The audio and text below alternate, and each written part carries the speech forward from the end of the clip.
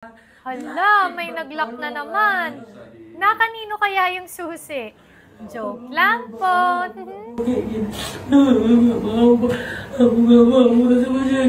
Balita ko, pareho daw may asawa to. Kayo talaga?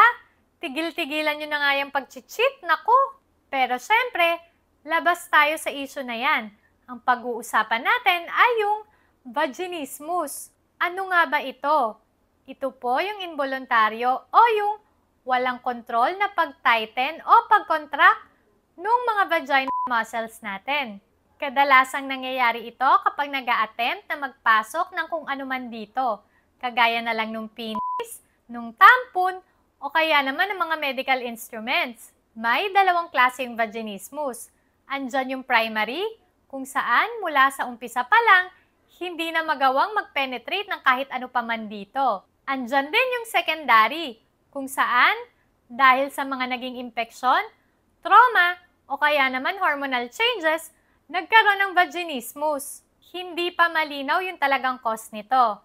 Pero ilan sa mga factors na maaring mag-contribute dito, andyan yung pagkakaroon ng mga anxiety disorders, pwede ding dahil sa mga previous surgery, o kaya naman dahil sa mga childbirth injuries, pwede ding dahil may takot o kaya naman may negative feelings about sex, dahil nagkaroon sa past ng mga sexual abuse, o kaya naman ng trauma.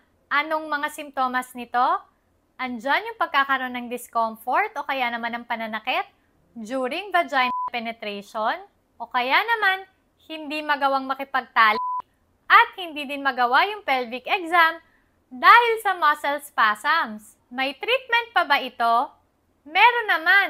Ilan sa mga ito ay ang counseling, dilator therapy, at pelvic floor exercises.